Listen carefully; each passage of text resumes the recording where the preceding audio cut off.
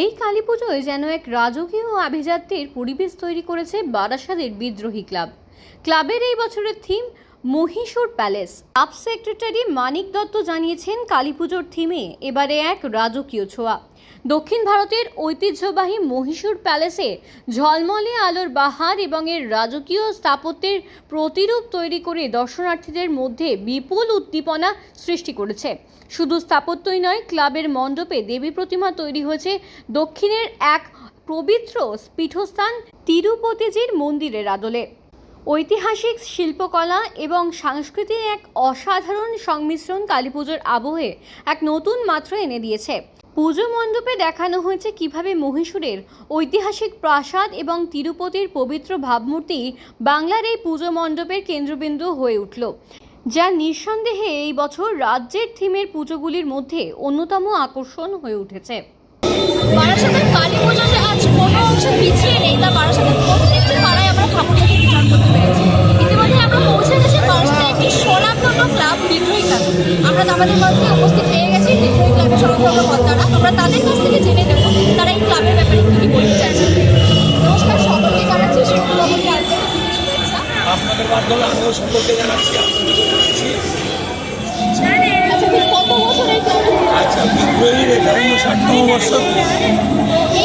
এই বছর আমাদের থিম মহীশূর প্যালেস।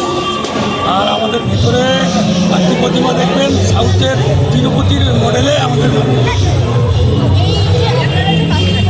ছোট বড় সকলকে উদ্যোগ রয়েছে, যেমন আপনার আশেপাশে তারা কতটা কি কন্ট্রিবিউট করছে? এই ছোটরাই আমাদের পেছনে সাপোর্টটা দিচ্ছে, এরা আমাদের সাপোর্ট দিচ্ছে, আর বড়রা পাশে আছে, আর জোরেই আমরা এগিয়ে যাচ্ছি। আর প্রশাসনের সহযোগিতা পুরোপুরি পাচ্ছি 100%। প্রশাসন সবসময় সবসময় দিচ্ছে।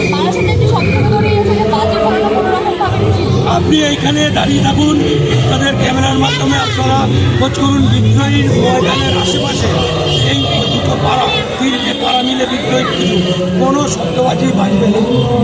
একদম বিদ্রোহীর এটা সবাইকে বলা এবং পাড়ার লোকও এটা মানে, কেউ শব্দবাজি মানে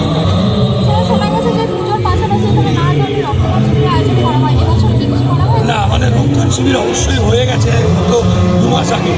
আর আমরা যেমন বস্ত্রদান, পুজোর পরের দিন বস্ত্রদান করবো। অঙ্কন প্রতিযোগিতা হয়েছে, বাচ্চাদের নিয়ে নৃত্য কম্পিটিশন হবে, আবৃত্তি কম্পিটিশন হবে। এগুলো আমাদের সাংস্কৃতিক প্রোগ্রাম ক্লাবের মঞ্চে হয়। জনসাধারণকে বলবো, আপনারা আসুন, বিদ্রোহী মাতৃ প্রতিমা মাতৃমণ্ডপ দর্শন করুন। এখানে কোনো ভিআইপি নেই, এখানে সবাই ভিআইপি, কোনো লাইন দিতে হবে না। আপনারা আসুন, আনন্দে